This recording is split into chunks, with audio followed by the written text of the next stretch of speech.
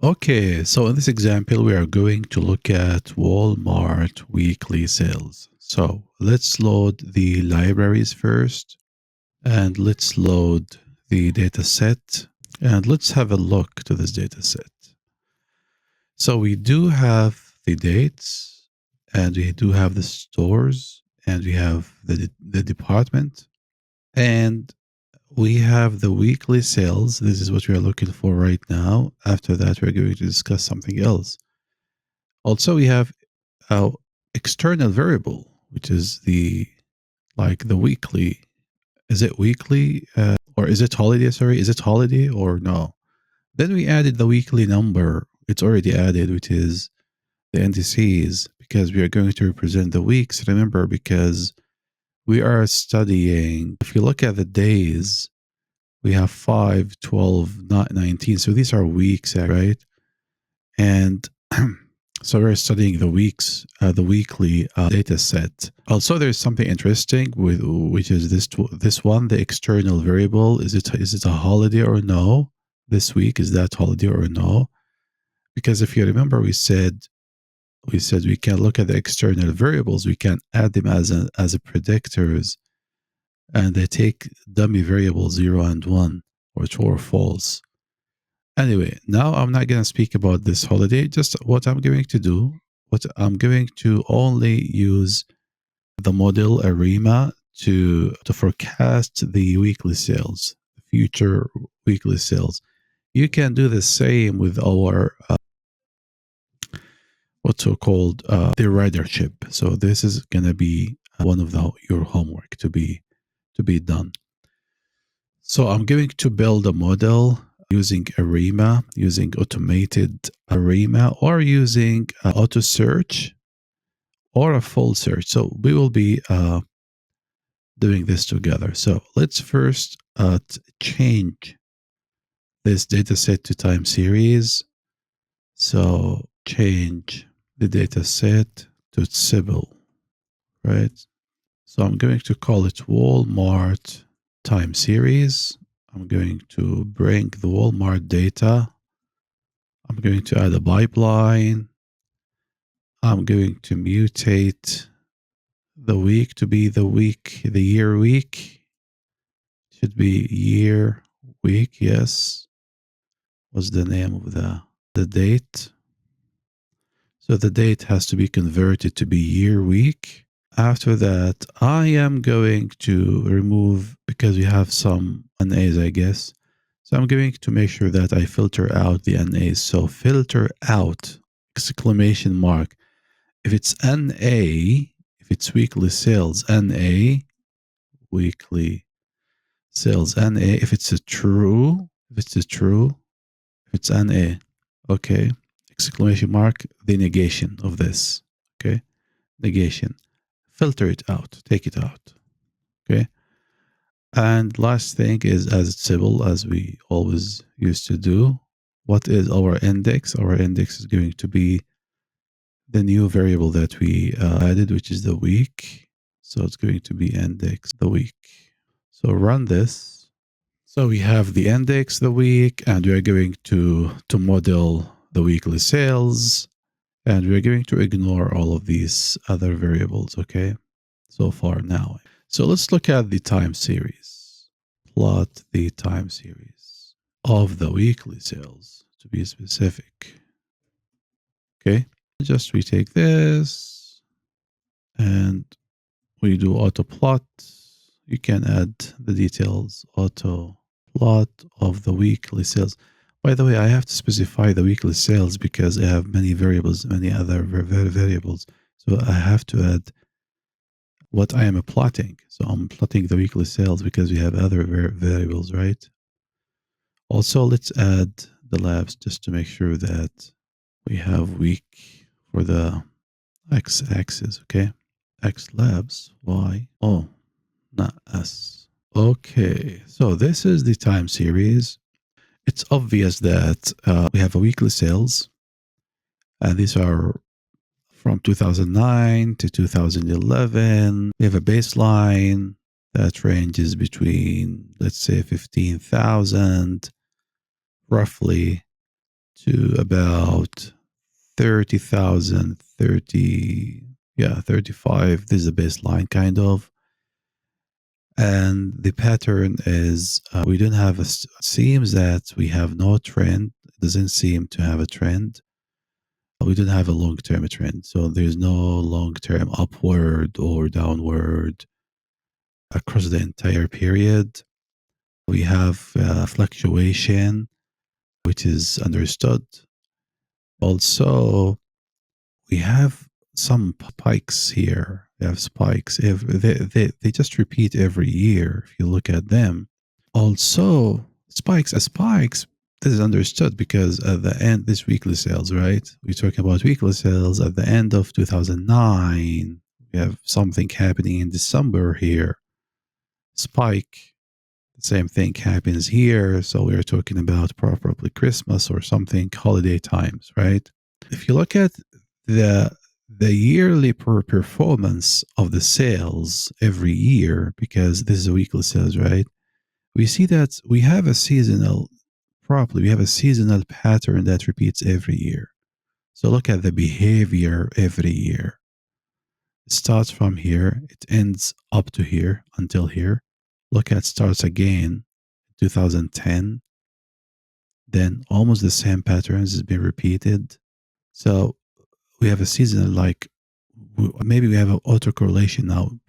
So we will be speaking about this just a second. Now let's look at the behavior. So behavior, we do have some kind of a seasonality. Okay. So this is what it shows so far. What we're going to do now, we're going to develop or to build a model. Before building a model, we're going to create two sets, training set and the validation set. And I'm going to use the first 105 weeks for the training set and the last 38 weeks for the validation. So let's do that. After that, we build the model. So let's do partitioning first. Partitioning. So my training data is going to be Walmart time series. I'm going to filter the index from the beginning up to week 5 of 2012. And I'm going to have the validation data, Walmart TS, filter index. This is going to be repeated, not repeated, sorry, from 2012, week 6 up to end of the data. So let's do that. So I have 105 for the training. We have 38 for the validation. Now, before we build ARIMA, let me have just a quick introduction about how the ARIMA look like. There are many parameters that we can add to ARIMA manually, or we ask ARIMA, we don't do that. We ask the machine to do that. So the machine do the automated work. Okay. But what is how the model look like? So let me take here intro to ARIMA. So the model, you use the function model, ARIMA, Y is my response or my variable that I'm predicting. And we have some parameters and functions. P, D, Q, P, comma, D, comma, Q. These are numbers. Plus P, D, Q. Also P, ops, P, D, Q. Close the parentheses. 1, 2 here. So this is, where is it? Okay. So this is how the model look like. What are these things? So this model contains two parts. So the first part, which is the small cases PDQ of PDQ. The second portion is capital letters PDQ of PDQ. So the first part is dealing with non-seasonal ARIMA, PDQ. The second one deals with a seasonal ARIMA, PDQ. And this, by the way, is followed by, we are going to see this in the output, is followed by underscore M, which is the seasonal period. Now, let's discuss the first part, which is important, which is the non-seasonal part, PDQ. What is P? P is the number of non-seasonal autoregressive terms. AR, autoregressive terms. Now, how many autoregressive terms? The model uses the past values, yt minus 1, yt minus 2, up to yt minus p. So, for example, if p equals to 2, then yt relies on yt minus 1 and yt minus 2, the previous two values, okay? If it's 1, if p equals 1, that means yt depends on yt minus 1. And we talked about autoregressive one. Autoregressive, this is the order, okay? AR, 1 or 2 or 3, whatever. The second part is D, little d, right? This is the number of non-seasonal differences. And this is how many times you difference the series to remove the overall trend. First difference means yt minus 1. Second difference of the difference. So if d is 1, as we said, it's going to be yt minus 1. So the model is going to do the differencing once. The third one, which is the Q. The Q is the number of non-seasonal moving average terms. Because this uses, if you remember from the equation, it uses the past errors. Epsilon t minus 1, epsilon t minus 2, epsilon t up to epsilon t minus q. So if q is equal to 1, the model uses errors from the previous period, et or epsilon t minus 1. Now, to jump into the second portion, which is the seasonal part. So seasonal means the pattern that repeats every M. So M can be 12 months, can be 4 quarterly, can be 52. In this example, M is 52 weekly, right? So what is P? P is number of seasonal autoregressive terms. So seasonal autoregressive uses values from one season ago. Seasonal, it's seasonal. In this data, if P takes the value of 1, that means we are including yt minus 52, the lag 52. We use the weekly data, so the lag is 52. Okay, so this is if P is equal to 1. It's a seasonal autoregressive. Okay, what else? So if it's 2, so that means we include yt minus 52 and yt minus 52 times 2, 104. Then the second part is D, number of seasonal differences. Seasonal differences. So the seasonal differences removes the repeated yearly waves in this example, because we're talking about the years, right? So one season differences equals D equals 1. So in this case, yt minus 52. Because as we said, by the way, it's clear that we have an obvious yearly repeating patterns here, by the way. So we may get D1 when we run the ARIMA, or ARIMA is going to see if it's going to be 1 or not, by the way. If D is 2, difference the seasonal differences again, and so on. Q is the number of seasonal moving average terms. If Q is 1, we use the error from 52 periods ago. I'm talking about this example again. So the error is going to be, we're going to use ET minus 52. If Q is 2, we're going to use 2 of them. The error T minus 52, the error T minus 104, and so on. So for example, if I get, let's say, suppose that I am doing ARIMA, or we got ARIMA 1, 1, let's say 2, and 0, 1, 1. Then we have a bracket 52. What does this mean? It Means for the non-seasonal part, we have P is 1. So we have AR1, and which means that we are using YT minus 1. D is 1. So the first ordinary difference, which is YT minus 1. Now Q is 2. That means we M8, MA2, moving average 2.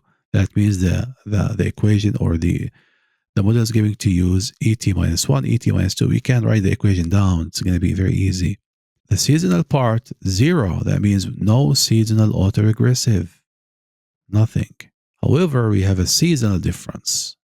We did the difference. YT minus 52. Why 52? Because I have 52 here. Okay. This is the period. And Q is 1. So you have seasonal moving average of 1 that uses just one error, which is YT minus 52. So this is the way that we are going to do partition the ARIMA. And you can look at other example. You can just change these, and these numbers are changing depending on your data set. In our example, we're going to have 52 for sure. But here we don't know exactly what's going to happen to get the very best model. Okay. So what we're going to do now, we are going to run the automated approach of ARIMA, and this can be done using a stepwise function. Stepwise starts with 4 simple ARIMA models and changes the values of PQ automatically by adding plus or minus 1 at each step, until no further improvement is reached. So it's automatically been done behind the scene. Also, I'm going to have another one, which is the search for larger model space. Just I'm going to change stepwise to be false. So the default one is true. The other one is false. So let me run this and see ARIMA on the training. So this is an automated, again, as I said, let me write this down, by the way. We run automated. Remember, we said this in week 1. The machine does the work, not us. We just throw the function, the machine find the best model approach using the stepwise. The stepwise starts with 4 simple ARIMA models and varies P and Q by adding plus or minus 1 at each step until no further improvement is reached. So let's run the first guy. So fit auto ARIMA on the training set model. The first model, we're going to have 2 of them, okay? So we're going to have 2 of the models. The first one is going to be called stepwise. So ARIMA, the function called ARIMA, and my Y value is weekly sales. Someone's going to tell me why you didn't add the PDQ, etc. Because simply I don't want to do the manual work. I want to just leave it weekly sales because I'm going to ask the R studio to do the work, R to do the automated work. Then I'm going to have another one, which is the search. So in this search equals ARIMA, just I'm going to have the same thing, weekly sales. However, I'm going to write stepwise to be off, just false. The default one is a true, by the way. But the question is, do we need to do that? I don't recommend if you have a big database, because this is going to take a very long time, because it's going to check for the very best one. And this may cause overfitting, by the way. That's why we just use the stepwise, and that's it. Once, because it moves every time one step up, plus or minus for P and Q. And if there's no improvement, it stops. And this is enough. Okay, we're going to see this now. So now we have the models. If you run them, so we do have the fit auto ARIMA. Let's just see fit auto ARIMA. What kind of models we got? Here we go. So if you look at this, you find out that the stepwise model, we have 1, 0, 0, 0, 1, 0, 52. For the search, we have 0, 0, 2, 0, 1, 0, and 52. So the non-step approach selected this, and the step approach selected this.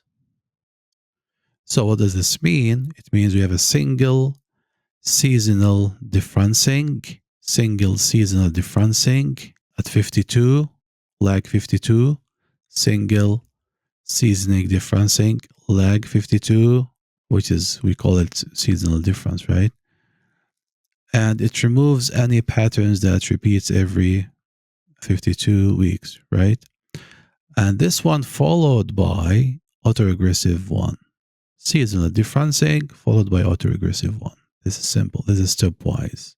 The non-stepwise, the search, we have a single seasonal differencing, lag 51, followed by the moving average of 2. So let me copy this. Okay, let me copy it here. And so this means a single seasonal differencing, single seasonal differencing. Okay. In other words, let me add some math stuff here. YT minus Y underscore T minus 52. This is what the model has done. After doing this, it followed by autoregressive one. And we know what is autoregressive one. So the model seems that remove any pattern that repeats every 52 weeks. The other one, which is this guy, this means here, this means single seasonal, the same thing. Let me copy this. And this is followed by MA2. Now the legit question is, which one is better? Which model is better for forecasting? Because the goal is forecasting, right? So let's do forecasting. And look at the errors, okay? So let's do forecast. I'm going to use the model that we developed to forecast the validation, right? This is very simple. This is the forecast. These are the forecasted values. And we can attach them, by the way. We can attach them to we can put the forecasted values with the original values, right? With the actual values and do some plotting, right? So let's do that. Let's join them. Join the forecasted with the actual values of the validation set. So I'm going to call it forecast 2. I don't know, forecast. Okay, join. Okay. So I'm going to take forecast to the left, and I'm going to left join the validation to the right. And what the variable I'm using, it's by week. It's going to be the week. Okay. So I'm going to mutate as well the error. I'm going to calculate the error. The error is just subtracting, because if you do that, this is the join. I do have the mean and I do have the weekly sales. So what I'm going to do, I'm just going to subtract them. Okay, I'm going to subtract them to get the error, forecasted error. Very simple. Just I'm going to go to the validation, look at the weekly sales, subtract this from what? From the weekly, or from the mean, right? It's going to be forecasted error. So this is my forecasted error.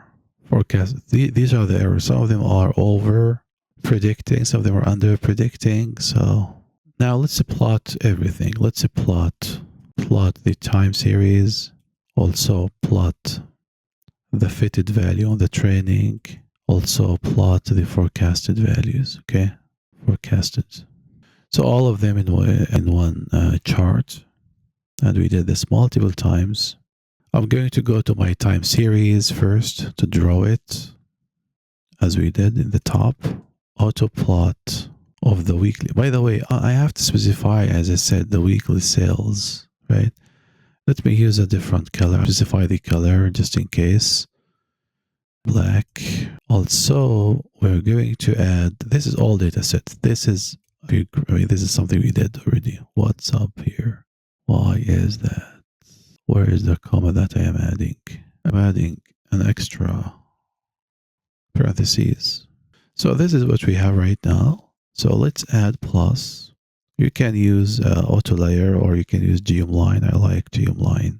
But I have to now, because I would like to get the fitted data, so I have to go to the fitted. So I have to have another data set. So which is, let me look at fitted from the auto ARIMA. So this is my fitted data. I have to have a data set inside the geomline. Also, I have to decide what is the aesthetics, which is the fitted. So the Y value is going to be aesthetic.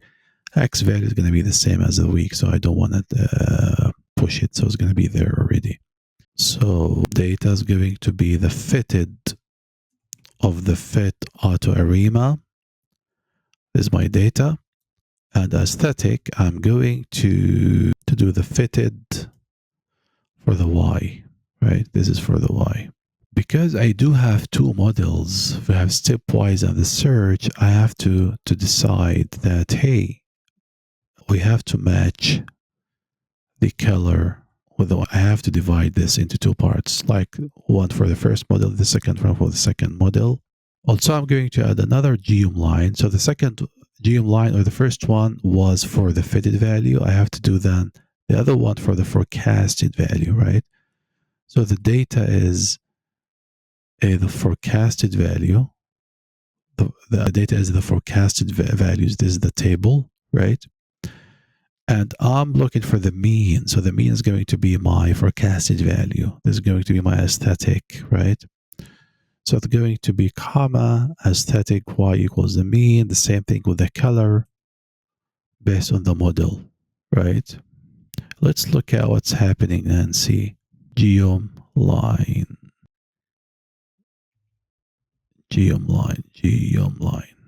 We have some issues here, and aesthetics fitted dot mean here. Let's add some coloring, fixing some of this stuff. Okay, let me start with the original one. Let me go up, up, up. The auto plot, I'm going to make the size thicker a little bit. And I'm going to make it alpha. I'm going to make it transparent. So let me make to 0.2, let's say. This is much better than before. Also, let me differentiate the first two, last two, the forecasted ones. So let me add for the forecasted, let me add the type, line type to be dash or whatever. Line type to be dotted. This is better, but still, let me show the colors. Let me change the green. I do like the green, so I'm going to specify specific colors. But before that, if I want to push specific colors, I can do that by using scale color manual. Because I have two models, the first one is search, so I'm going to stepwise, but that's fine. Let me just keep them as they are right now. So look at them. So maybe someone's going to tell me that, hey, this one's not clear because it's a gray, and on the training data is just on the top of that gray. So they're acting this exactly. So does it mean the gray? Look, the gray one represents the time series and start from the beginning to the end. So don't get confused here because it seems that it starts from here. No, it's underneath it. I can make it, if you like, you can make alpha a bit thicker or whatever just to see it more. And the training data, the same thing. In the training data, we have the training data starts from the original up to here. And this is what we have for the forecasted values, right? So if you look at the training, or if you look at both models, they are almost they look kind of identical, very small minor things. The difference, if look at the forecasted values, they're very identical, very small differences. So in this case, okay, before we're doing any statistical predictive performance measures from the plot, it seems that they both do the same work, right? Because they both do the same work. In this case, we always choose the simple one, the simple model. The simple one is the stepwise one. Stepwise one doesn't do a lot of work. Search, it just keeps searching for the very best one. And this may result in an overfitting. So in this case, every time you use the simple model in any machine learning or any forecasting technique, you go for the simple one because it uses simpler parameters. So in this case, we are going to go for stepwise, but let's do more investigation. Let's do plot the error. Let's plot the error for both of them. So what I'm going to do, I'm going to plot the error. Plot the errors, the residuals, right? And this is important.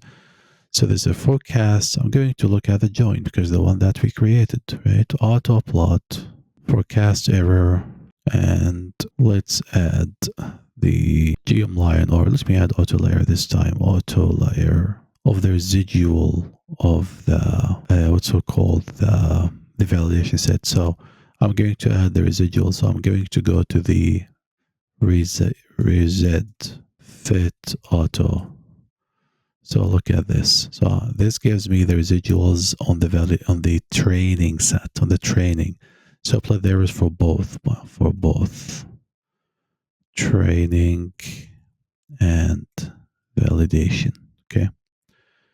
So the first one for the forecasted error, this for the forecasted whatever, for the on the validation forecasted. This one for the, I'm going to go to the data set called reside fit auto ARIMA, and I'm going to draw only the dot reside, which is this guy. Okay. Well, let me add labs. What's the title? It's going to be errors. It's going to be weak. And why is going to be really errors? Here we go. Let me differentiate these guys. I have an issue with this. Let me differentiate this to add. Let me add a line type to be dashed. Here we go. So this is much clearer than before. And again, look at the search. Look at the stepwise in the search. First of all, the error is about the zero most of the time. We have spikes here and there because we know that we have the holiday things, right?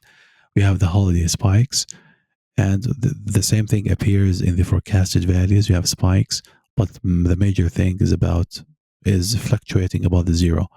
So both of them, so the forecasted errors, both models produce almost identical error patterns, almost identical, and they behave similar on the data sets.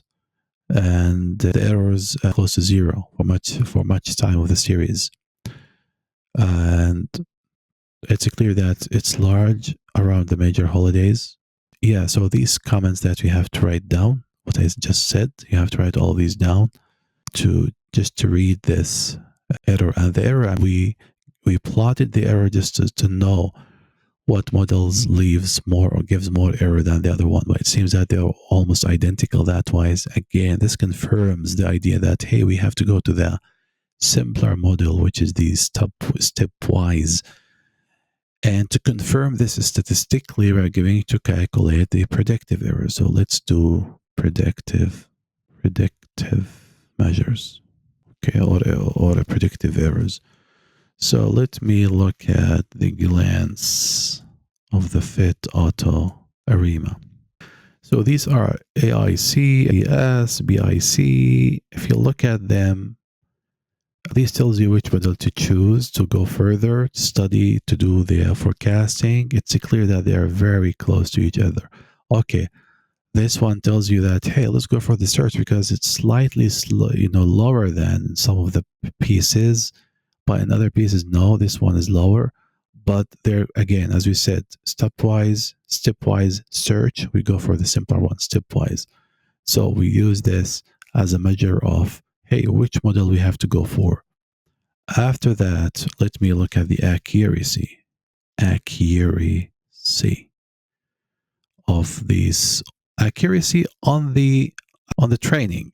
MSE, MAE, MPE, MAPE, look at them very close to each other. On the search, okay, the search is smaller, not in a big sense, very close to each other. Close, these are not big, by the way. Very close, and so on. Also, if you look at the accuracy on the validation now, look at how the model does for the validation set. And this is the most important part, because how we did in the training, okay, but how both models did on the validation is the one that we're looking for. And look at them. There's no big difference. Okay, these are values slightly higher for the search, and it's doing better for the stepwise, but still, again, these are very small differences because of the units that we're using here in thousands. So we're talking about 10, 15, 20, which is very small, minor things. So when you compare the training and validation performance metrics and the performance charts, we see that the two models perform almost equally on both training and validation periods. So for that reason, we are going to choose the simple one. What is the simple one? Is the one that stepwise, if you remember, it's ARIMA 100, which has one less parameter. Why is it this is simpler? Because the other one takes longer time, and it did two steps, like 002. ARIMA did 002. The first one did 100, so just one step less, right? So the automated search should be used for this. But we have to be careful, by the way, and you have to write this down. When you use the automated search, you have to be cautious, because as the performance is highly sensitive to the algorithmic implication, and this might lead to overfitting if not properly used. Okay. Also, the search routine, the one that we did, also has limitations, by the way, for the ranges of PDQ capital letters. And right now in R, the limit for ARIMA, P plus Q plus P big plus Q big is less than or equal to 6 only. And the constant D and D, they have to be less than or equal to 2. So in this case, or in this scenario, if you can use the two-layer approach, the one that we did before, do that. So what is the conclusion here? Both models performs almost the same. Thus, we use the simpler model, which is the stepwise 100, since needs one less parameter than the ARIMA 002. One less step back, not step. Now the big question is, what about the external information, special events? Because we've seen from the dataset we have holidays. Now the step approach has selected the one that we have done. We have ARIMA 100, and for the differencing, the second part was 010. And the lag 52. Single seasonal differencing lag 52. Now the question is, what if we consider the holiday as another predictor? If we include the holiday, are we going to improve the model or not? So let's pose that big question. Well, let me write this down here. Will including the holiday improve the model or no? We do have the is holiday. It's a dummy variable. It equals a true. Where is it? It was a true if it's holiday, if that week contains a major holiday in the US. Otherwise, it's going to be false. So do we need to include this as a predictor or no? And one thing that we have to know about that these dates are known in advance. So we don't use lags because we know these dates, right? So we can use the predictor. Remember, we said in the lecture, we can use the predictor values that are known at the time that you make the forecast. So now we're going to apply the holidays, and we are not going to use any lags, and because we know the values, right? So we're going to do the same thing. I'm going to do the automated stepwise without the holiday and one other one using the holiday. So I am going just to use the same stepwise, the same first one that we did. The other one we are going to add is holiday or no. Okay. And I am going to leave this to you, second part of the homework, to conduct the same thing and to come up with the conclusion that, hey, adding this is an improvement, is going to improve, or it's not going to improve the model. But before we do that, I am going to help you with the modeling. So I'm going just to start with this, and I'm going to leave this to you. We have a training data, we have the validation. So we're going to call it fit, maybe on the training. Going to do modeling. So the first one is stepwise, because now I'm not comparing stepwise versus search. I'm going to call it ARIMA 1. We know it's ARIMA 1. So ARIMA 1 is going to be ARIMA weekly sales, comma, the second one, you are going to do, this is the one that you're looking for, it's ARIMA holiday. So this is going to be equal ARIMA weekly sales, and we are using only the is holiday as a predictor. Okay, now I'm going to stop here because I'm going to leave this part to you. So we have two things, okay? One of them is automated ARIMA. I'm not adding PDQs manually. The same thing, I'm not adding PDQs manually, but I'm using tilde here. That means we have one predictor. So I'm going to leave this to you, and you continue to do the exact same thing and come up with a conclusion whether which one is better, the ARIMA one or the one that with the holiday. Thank you.